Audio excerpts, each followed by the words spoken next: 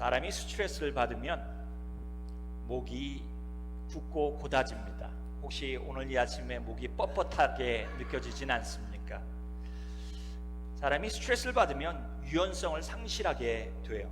그러면 우리의 몸은 곧 생기를 잃고 뻣뻣해집니다. 이런 뻣뻣함은 우리 건강의 적신호로 우리의 생존을 위협하게 됩니다.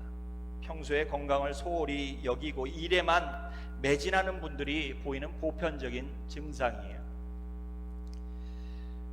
그러나 이러한 적신호는 단지 우리 육신의 몸에서만 보이는 현상은 아닙니다. 우리의 영적인 모습에도 나타나고 우리가 깨닫게 됩니다. 영적으로 몸이 고다지면 말씀에 귀를 기울이지 않습니다. 판단합니다. 정죄해요. 성령의 음성을 듣지 못합니다. 왜요? 마음을 닫았기 때문이에요. 바로 이때가 신앙인의 영적 위기의 순간입니다. 오늘 이 아침에 저와 여러분 모두가 하나님의 말씀 앞에서 겸손하여지고 우리의 닫혀진 마음이 아니라 열린 마음으로 하나님의 말씀을 듣길 간절히 소원합니다. 우리가 말씀으로부터 들려오는 책망의 귀를 열고 산다는 것은 영적인 유연성을 지니고 사는 삶을 의미합니다. 말씀을 읽으며 말씀을 들으며 해야 할 가장 중요한 일은 말씀 앞에 우리의 마음의 문을 여는 거예요. 그리고 말씀이 우리에게 무엇을 말씀하시는지 귀를 기울이는 것입니다. 바로 이럴 때 우리는 우리 자신의 모습을 들여다 볼 수 있게 돼요. 우리의 흠된 부분, 흠 있는 부분, 우리들의 모자란 부분, 불순종하고 사는 모습들을 발견하게 되는 것입니다. 이러한 일은 말씀 앞에 겸손하지 않고서는 불가능한 일입니다. 오늘 본문에서 심지어 모친 마리아도 예수님께 책망을 받았어요. 저는 저와 여러분이 하나님의 말씀에 책망을 듣더라도 그 말씀을 겸허히 들으며 순종할 수 있는 저와 여러분 되셨으면 좋겠습니다. 아멘. 그냥 아이들한테 한번 혼냈더니 아이들이 목을 빳빳이 세고 눈을 부라리면서 부모에게 달라들면 그 부모가 얼마나 난감하겠습니까? 그렇죠? 말씀 속에서 하나님께서, 성령 하나님께서 우리에게 말씀하실 때가 있어요. 그 말씀 들을 때 우리가 겸손한 마음, 순한 눈으로, 순한 귀로 듣길 바랍니다. 오늘 모친 마리아도 예수님께 책망을 받았습니다. 가나 혼인잔치 이야기에서 제일 먼저 이름이 나온 마리아는 결혼하는 과정과 잘 알고 지낸 것으로 보여집니다. 1절에서는 예수의 어머니도 거기 계시고라고 말하고 있어요.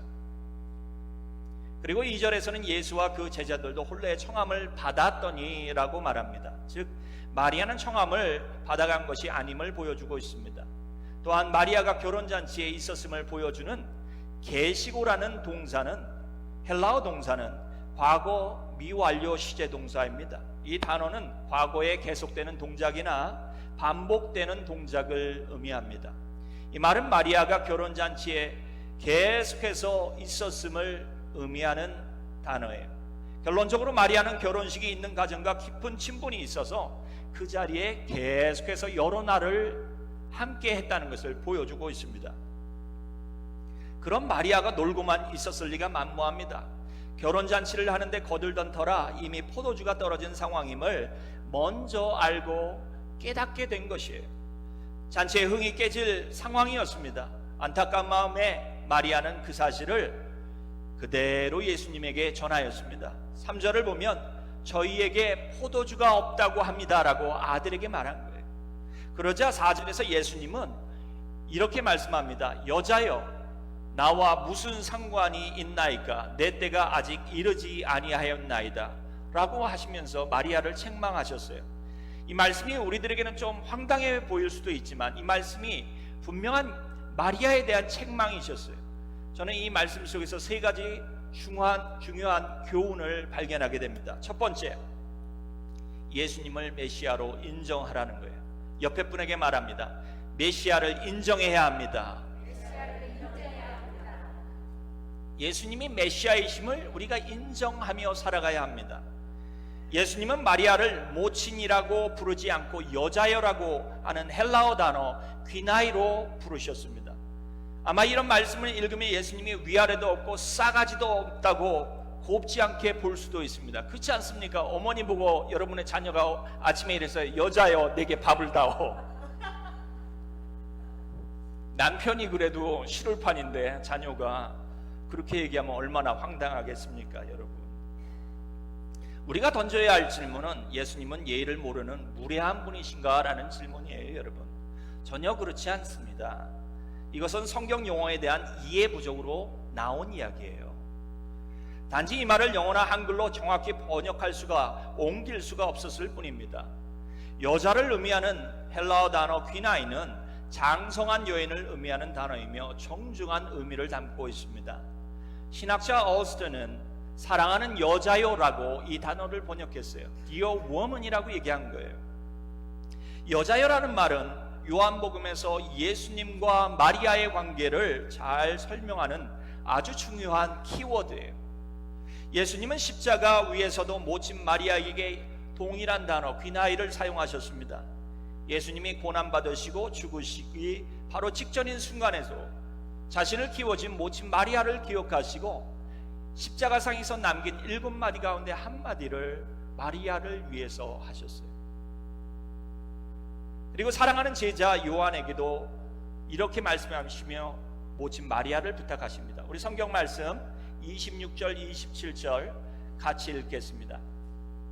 예수께서 그 모친과 사랑하시는 제자가 곁에 서 있는 것을 보시고 자기 어머니께 말씀하시되 여자여 보소서 아들이다 하시고 27절입니다.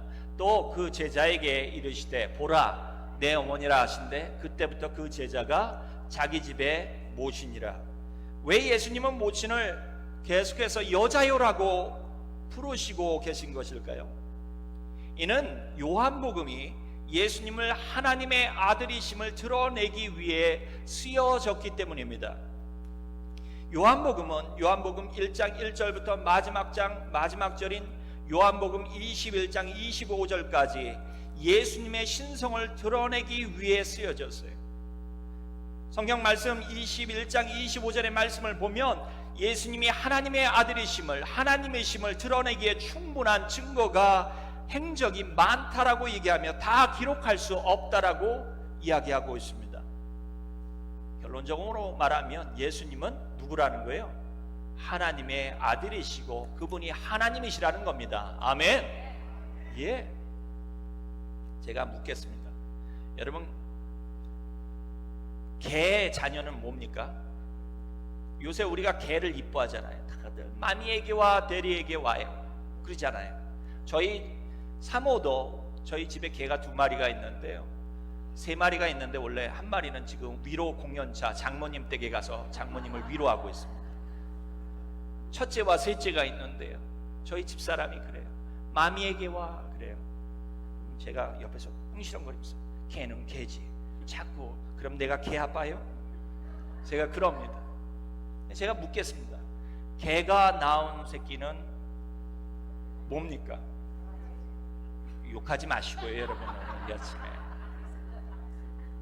강아지죠. 그렇지 않습니까? 개가 낳은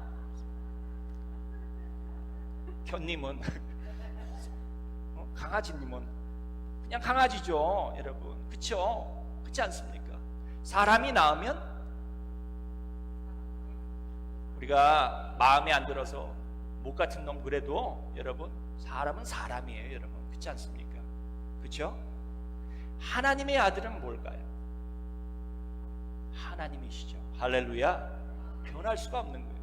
요한복음 21장에 우리들에게 말하고 있는 바입니다. 하나님이시라는 거예요. 그분이 인류를 구원하시기에 오신 메시아라고 요한복음 말씀하고 있는 겁니다. 예수님은 이미 세례 요한에게 세례를 받으시고 영혼 구원을 위한 공생의 사역을 시작하셨어요.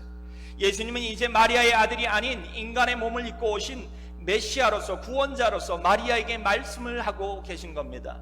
안타깝게도 마리아의 눈에는 여전히 예수님은 자신이 낳은 아들로만 보여지는 겁니다. 마리아가 예수님이 어떤 분이신지 몰랐을까요? 전혀 몰랐을까요? 아닙니다.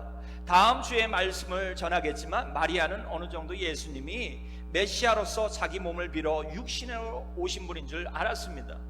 남자를 알지 못하는 마리아에게 성령의 잉태하심을 통해서 낳은 귀한 분이라는 것을 알았어요. 특별한 분인 줄 알았습니다.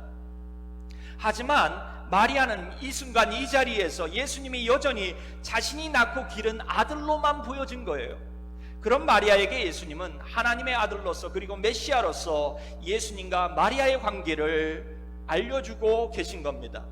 예수님은 마리아마저도 구원받아야 할 모든 인간 중 한 사람으로 말씀하고 계신 거예요. 여러분, 예수님 외에 이 땅에 태어난 모든 인간은 예수님을 통해 구원받아야 할 존재들입니다. 아멘. 마리아마저도 죄성을 가진 존재예요. 예수님을 낳았기 때문에 신성을 가진 존재가 아닙니다. 마리아도 인성을 가진 인간이에요. 그녀가 예수님 앞에, 공생애를 시작하신 예수님 앞에 죄인이 아닌 이제 어머니의 권한을 가지고 예수님에게 계속해서 말씀하려고 할 때 하신 게 어머니요, 이 여자요 라고 얘기하신 거예요. 어머니라고 부르지 않고. 예수님은 마리아마저도 죄인임을, 구원받아야 할 대상임을 말씀한 겁니다. 예수님이 마리아에게 공적인 관계로 말씀하신 거예요. 영화 배너에서 주인공 배너는 양부 아리우스 집정관의 절친인 유대 총독 빌라도를 찾습니다. 양부의 친구를 찾은 거예요. 양부에게 받은 가문의 인장이 새겨진 반지를 빌라도를 통해 돌려주기 위해서입니다.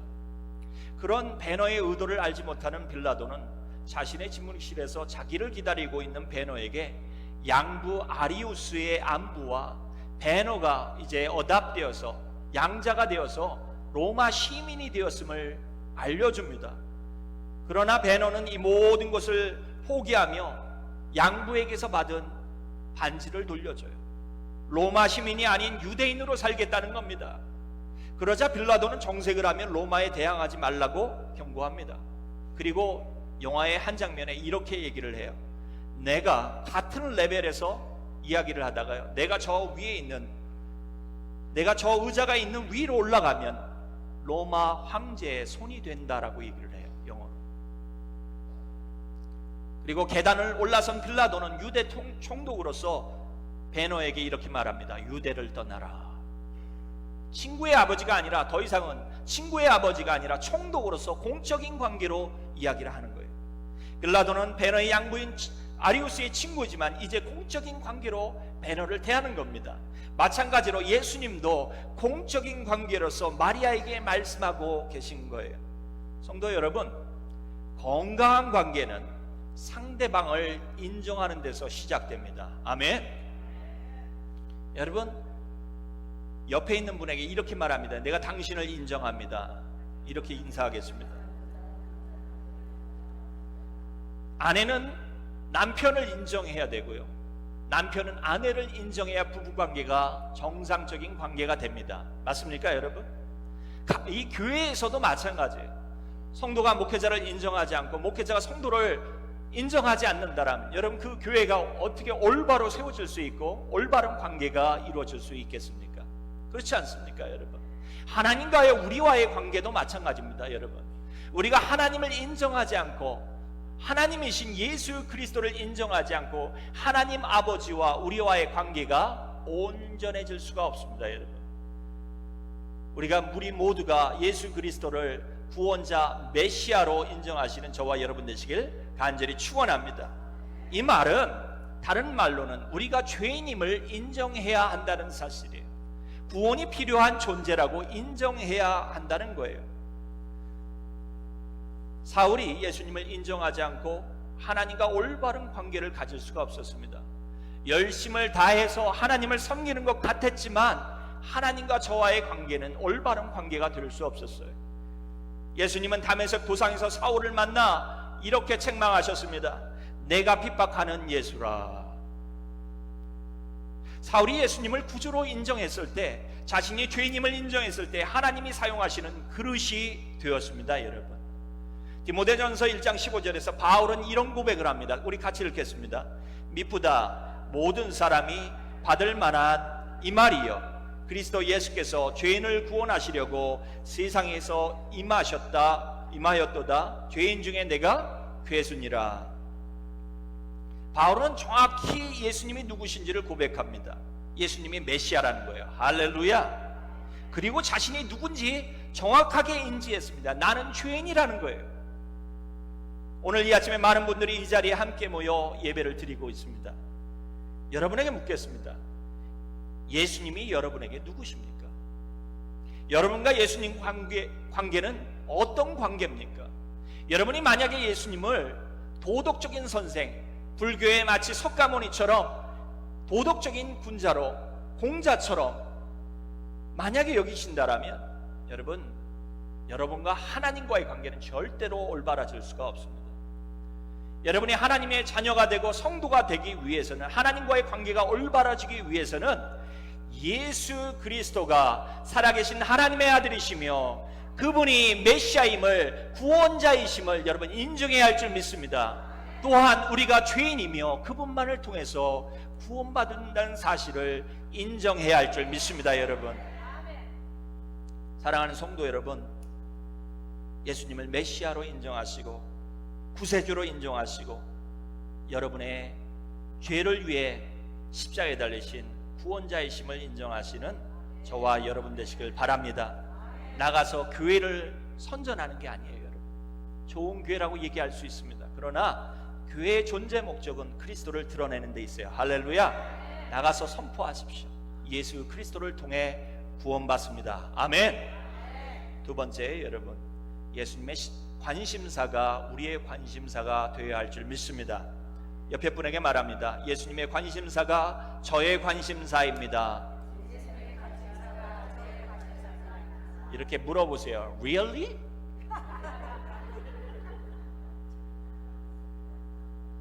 정말이십니까? 그러기를 축원합니다. 여러분, 4절에서 예수님은 포도주가 모자라니 도와달라고 하는 마리아에게 여자여 나와 무슨 상관이 있나이까? 라고 말씀하셨어요.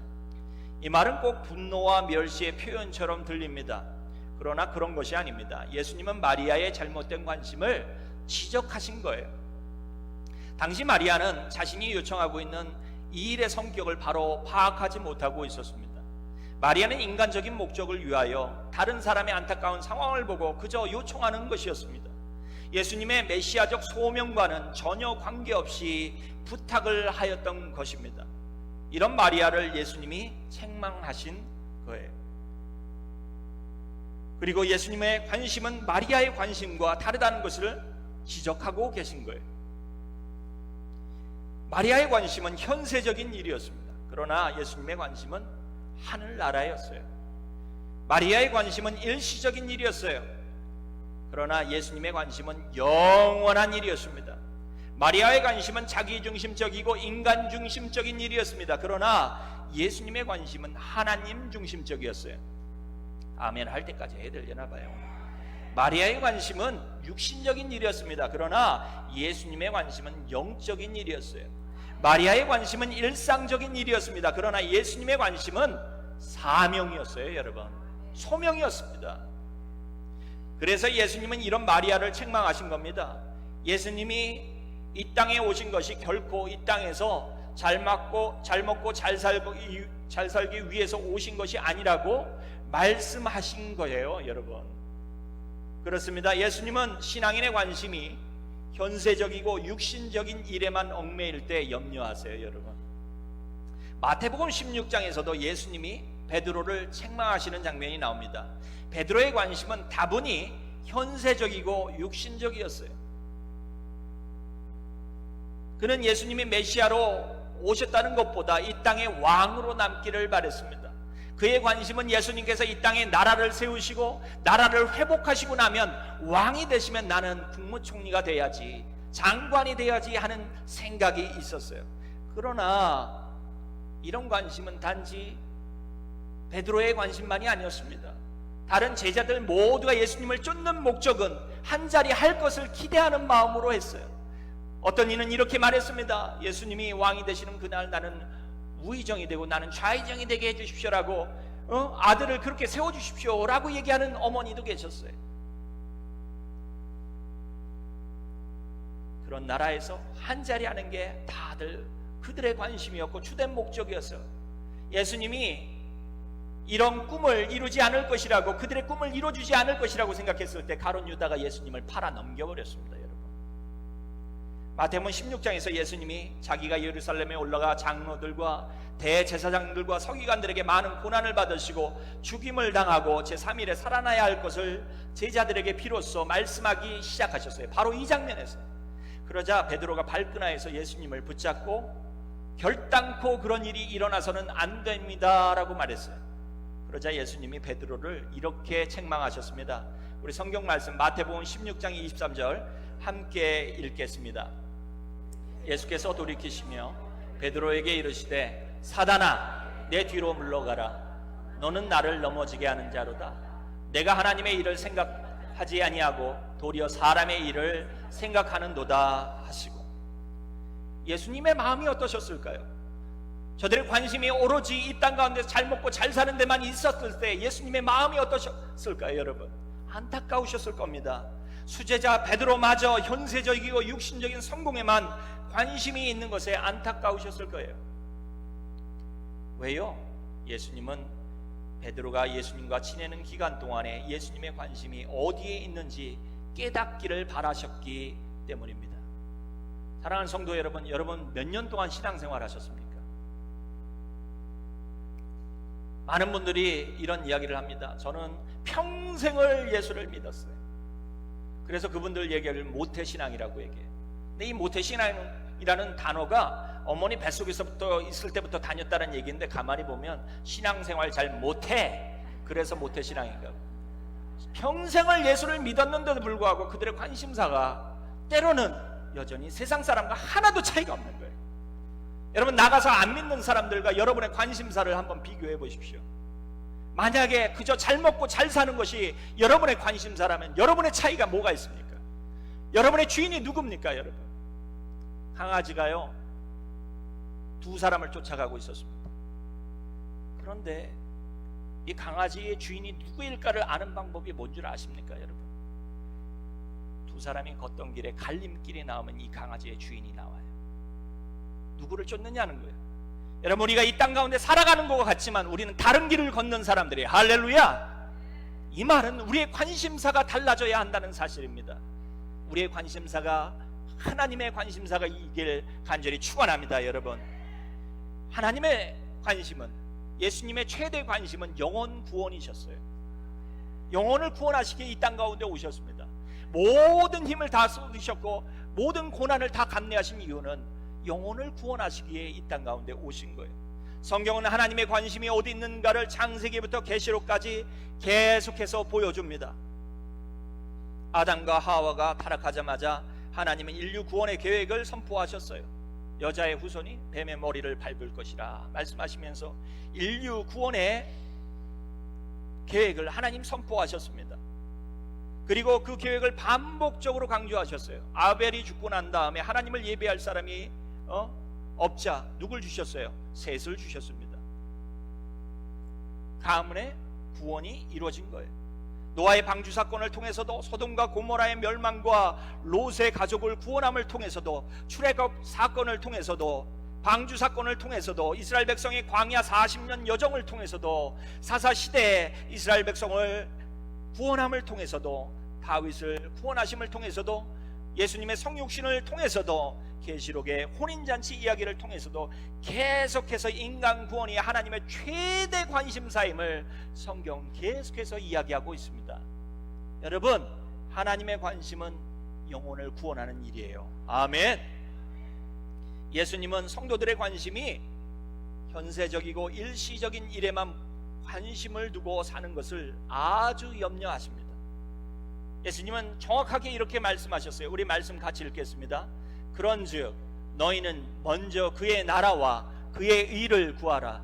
그리하면 이 모든 것을 너희에게 더하시리라. Seek first his kingdom and his righteousness, and all these things will be given to you as well. 명확하지 않습니까? 우리가 어떻게 살아가야 할지를 정확하게 이야기하고 있는 거예요. 예수님은 우리의 관심이 되어지길 바라시고 계세요. 하나님의 나라와 의를 구하는 데 있기를 바라십니다. 영혼 구원에 있기를 바라세요. 저는 저와 여러분의 관심이 하나님이 가지신 그 관심이 되어지길 간절히 축원합니다. 여러분, 옆에 분에게 말합니다. 이번 한 해가 가기 전에 저는 한 사람이라도 영혼을 구원하겠습니다. 말하겠습니다. 여러분, 다시 말씀드립니다. 잘 다니는 신앙인들, 남의 교회 다니는 신앙인들은 절대 데려오지도 마십시오. 그건 전도라고 하는 게 아니라 양도둑질이라고 이야기합니다.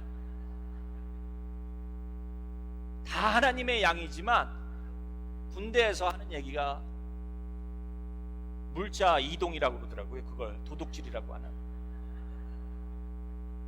여러분, 교회는 교회 질서가 있어요. 하나님 바라시는 대로 가는 겁니다. 아멘. 우리가 전도를 하려면 교회 없이 방황하는 영혼, 예수 믿지 않는 영혼이 우리들의 관심사가 되어야 할 줄 믿습니다. 옆에 교회가 커지면 어때요? 거기에 관심 두지 마십시오. 여러분, 우리의 관심은 하나님의 관심사예요. 할렐루야. 영혼 구원이 되어야 할 줄 믿습니다. 세 번째입니다. 여러분, 예수님처럼 사명을 위해 살아야 합니다. 따라합니다. 예수님처럼 사명을 위해 살자. 우리가 예수님의 관심을 우리의 관심으로 삼는 것만으로는 충분하지 않습니다. 그 관심을 하나님의 뜻에 따라 예수님처럼 살아가야 합니다. 예수님은 마리아에게 내 때가 아직 이르지 아니하였나이다라고 말씀하셨어요. 이 말의 의미는 예수님이 시간의 주인이시요 역사의 주관자이신 하나님의 뜻과 계획에 맞춰서 모든 일을 하신다는 것입니다. 요한복음 4장 34절에서 예수님은 이렇게 말씀하십니다. 같이 읽습니다. 나의 양식은 나를 보내신 이의 뜻을 행하며 그의 일을 온전히 이루는 이것이니라. 여러분, 사람이 먹고 사는 게 참 중요해요. 하루에 3번은 먹어야 되지 않습니까? 적게 먹으면 2번도 먹을 수 있죠. 그러나 안 먹고 사는 사람은 아무도 없을 것입니다. 나의 양식이라고 말씀하셨을 때 예수님은 나에게 있어서 살고 죽는 이 문제에 있어서 가장 중요한 것은 하나님의 뜻을 이루는 것이라고 말씀하고 계신 거예요. 여러분, 그분의 뜻을 온전히 이루는 것이 예수님의 주된 관심사요, 그렇게 하기 위해서 살아가신다라는 것을 말씀하고 계신 겁니다. 예수님은 하나님의 뜻을 완벽히 수행하기 위해 사셨습니다. 이 말은 예수님의 열정은, 예수님의 사명은 하나님의 뜻을 이루는 데 있다는 뜻입니다. 예수님은 하나님의 계획표대로, 시간표대로 철저히 사셨습니다. 성육신 하시는 순간부터 고난받으시고 부활하시고 승천하시는 모든 것이 하나님 아버지의 뜻과 하나님의 계획하신 순서에 따라 사셨어요.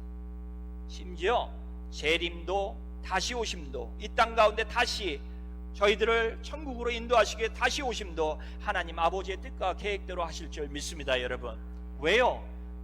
시화 때는, 예수님의 재림의 시화 때는 누구만이 알아요? 하나님 아버지만이 아신다 그랬어요. 무슨 말입니까? 하나님의 계획대로, 계획표대로, 하나님 시간표대로 사신다는 겁니다. 여러분, 그런 예수님이 우리들에게, 성도들에게 무엇을 바라실까요? 여러분, 요한복음 6장 27절에서 예수님은 아주 명확하게 말씀하고 있습니다. 우리 같이 읽겠습니다. 썩는 양식을 위하여 일하지 말고 영생하도록 있는 양식을 위하여 하라. 이 양식은 인자가 너희에게 주리니 인자는 아버지 하나님의 인치신 자니라. 썩어지고 소멸될, 사라질 것에 열정을 두지 말고 살라는 것입니다. 여러분, 이 땅 가운데 우리가 살면서 썩어질 것을 위해서 사는 사람들이 아니라 영원한 것을 위해 살아가는 저와 여러분 되셔야 할 줄 믿습니다. 지혜로운 성도의 삶의 열정은 영원한 것을 위한 것이어야 해요. 하나님이 인치시고 인정한 것이어야 할 줄 믿습니다. 여러분, 예수님을 통해 주신 사명이어야 할 줄 믿습니다. 초대교회의 많은 신앙인들이 사명대로 살았습니다. 12제자와 많은 신앙인들이 그렇게 살았어요. 바울도 그랬습니다. 사도 바울은 사도행전 20장 24절에서 이렇게 말했습니다. 같이 읽습니다. 내가 달려갈 길과 주 예수께 받은 사명, 곧 하나님의 은혜의 복음을 증언하는 일을 마치려 하면은 나의 생명조차 조금도 귀한 것으로 여기지 아니하노라. 여러분, 바울의 열정이 느껴지지 않습니까? 하나님의 뜻을 이루기 위해 살겠다라는 거예요. 바울은 사명을 위해 목숨을 건 사람이었습니다. 시대는 바뀌었어도, 아니, 앞으로 시대가 더 바뀔지라도 하나님이 성도들에게 바라는 것은 바뀌지 않습니다. 여러분, 열정을 가지고 사명대로 사는 거예요. 여러분 따라합니다. 나는 사명자다. 옆에 분에게 말합니다. 당신은 사명자입니다. 여러분, 우리는 사명자예요. 하나님의 뜻을 이루기 위해, 하나님 뜻대로 살기 위해 살아가는 사람들입니다. 사명자예요. 여러분, 하나님의 뜻을 받들기 위해 목숨 명자가 들어가지 않습니까? 사명에 목숨 걸고 살아가는 사람들이 사명자예요. 여러분, 사명을 감당하기에 목숨을 걸고 살아갔던 슈바이처라는 인물이 있었습니다. 슈바이처는 파이프 올간 연주자요, 철학자요, 의사로 명성을 날리던 사람이었습니다. 1913년 가난과 질병을 고치기 위해 아프리카로 들어간 그는 1965년 가봉의 랑바레네에서 죽기까지 아프리카를 떠나지 않고 줄곧 의술과 사랑을 실천했습니다. 1952년 그의 공로를 인정한 할리몬이 그에게 노벨 평화상을 주기로 결정하고 그 사실을 알렸습니다. 그리고 그 시상식에 참석해 줄 것을 요청했습니다. 할리몬은 그가 시상식에서 감동적인 자신의 일을 연설해 줄 것이라고 기대했습니다. 그러나 슈바이처는 끝내 참석하지 않았습니다. 참석을 못한다라고 회답을 했어요. 놀란 할리몬은 설득했지만 허사였습니다.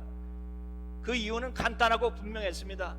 과분한 상을 저에게 준다니 고맙기 그지없습니다. 그러나 제가 상을 받기 위해 이곳을 떠나면 누가 환자들을 돌보겠습니까? 시상식보다 저에겐 환자 돌보는 일이 더 소중합니다 라는 것이 거절 이유였습니다. 그런 사명을 위해 산 사람이에요. 열정이 느껴지지 않습니까? 슈바이처 박사의 하나님 주신 사명을 위해 최선을 다한 거예요. 사람에게 인정받는 것보다 하나님에게 인정받는 것이 소중한 줄 믿습니다. 여러분, 누구에게 인정받기보다 하나님 앞에 하나님의 뜻을 이루기 위해 살아가시는 사명자들의 삶을 선택해야 할 줄 믿어요. 최근에 제가 존경하는 친구 선교사님이 소천을 했어요. 저보다 생일이 몇 달 빠르신 친구 목사님이셨어요. 미얀마로가 선교사로서 생을 마감한 정바울 목사님과 저는 학부와 대학원을 같이 다녔습니다. 20년 전 어느 날 Southwestern Baptist Theological Seminary의 주차장에서 그분의 픽업 트럭에 걸터 앉아 잭 인 더 박스에서 산 샌드위치를 같이 나눠 먹던 일이 어제 일같이 선명합니다. 우리는 앞으로 어떻게 각자가 사역할지를 이야기를 했어요. 선교사님은 당신이 앞으로 선교사가 될 것이라고 얘기했고, 저는 잭 인 더 박스 샌드위치를 먹으면서, 저는 침례교 신학교 다녔는데 저는 감리교 목사가 될 것이라고 얘기하면서 샌드위치를 같이 나눠 먹었습니다. 그리고 시간이 지나서 저는 담임 목사가 되어서 한 지역교회 담임 목회를 하기 위해 중앙연합감리교회를 떠났습니다. 저와 그분은 중앙연합감리교회에서도 같이 사역을 하면서 단기 선교도 가고 장기 선교, 해외 선교도 가고 했어요. 열정이 넘치던 선교사님은 제가 그 교회를 떠난 이후에도 그곳에서 남으셔서 지역 선교와 해외 선교를 인도하시는 책임자 역할을 하셨습니다. 그리고 10년 전에 선교사로 파송받아 중국에서 섬기시다가 공안하게 붙잡혀서 디포테이션이 됐어요. 그리고 선교지를 바로 옆에 있는 국가인 미얀마에 옮기셔서 오늘날까지 선교 사역을 하셨습니다. 그분이 죽기 며칠 전에 저에게 보냈던 카카오톡에는 선교 센터를 완공했다라는 거예요. 제가 미국 교회 가 있었으면 미국 교회 오셔서 설교를 하셨고, 제가 한국 교회 가 있었으면 한국 교회 가셔서 설교를 하셨어요. 살아계셨다라면 이곳에 오셔서 말씀을 전했을 텐데 하는 생각이 듭니다. 코로나와 군부 쿠데타로 미얀마가 혼란스러워졌습니다. 그런 혼란스러운 전국이었음에도 선교지를 떠나지 않으시고 선교지를 끝까지 지키시다가 선교지에서 코로나로 생을 마감하셨습니다. 친구 목사님이 달라스에 계신 친구 목사님이 우리 선교사님은 바보야 라고 하시면서 우시는데 마음이 많이 아팠습니다. 바보라는 거예요. 근데 하나님 앞에는 똑똑한 사람이지. 선교사님은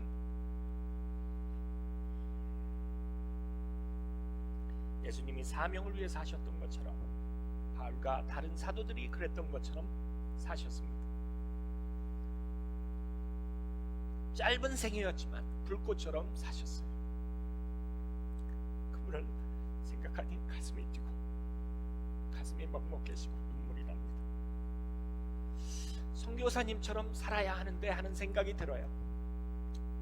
여러분, 우리도 사명을 위해 살아야 할 줄 믿습니다. 여러분, 우리 인생이 얼마나 남았을까요? 여러분, 길지 않죠. 살아온 날보다 이제 살아갈 날이 더 짧을 거예요. 여러분, 우리가 남은 삶을 사명을 위해 살아가야 하지 않을까요? 그래도 우리 자신을 위해서 쓴 시간이 너무나도 많아서 우리에게 맡겨진 일을 과연 잘 감당할 수 있을까 하는 생각이 듭니다. 여러분, 어떻게 사시기를 원하십니까? 남은 예정을 그저 자녀들에게 물질 물려주는데 그것을 위해서 사시겠습니까? 아니면 영원한 사명인 하나님 나라와 영광을 위해 남은 여생을 살기를 바라십니까? 시간이 점점 흐르고 있습니다. 여러분, 매 초마다 우리는 인생이 짧아지는 것을 경험하고 있습니다. 우리가 느끼지 못할 뿐이죠. 지혜로운 삶을 살기를 원하십니까? 우리에게 맡겨진 사명을 위해 우리의 남은 여생을 투자하시는 우리의 뉴게이트 연합감리교회 성도들이 되어지길 주님의 이름으로 축원합니다. 여러분, 사랑하는 성도 여러분, 말씀을 맺겠습니다. 하나님과 건강한 관계를 가지려고 한다면 예수님과 우리와의 관계를 바르게 세워야 합니다. 예수님이 저와 여러분을 죄에서 구원하시고자 오신 메시아임을 인정해야 할 줄 믿습니다. 또한 예수님의 관심이 우리의 관심이 되어야 할 줄 믿어요. 여러분, 죽어가는 영혼을 향한 관심이 우리들에게 있어야 합니다. 그리고 사명을 위해 불꽃처럼 살아야 합니다. 저희 뉴게이트 연합감리교회 성도 모두가 예수님처럼, 사도 바울처럼, 먼저 간 제 친구 선교사님처럼 사명을 위해 살기를 간절히 기도합니다.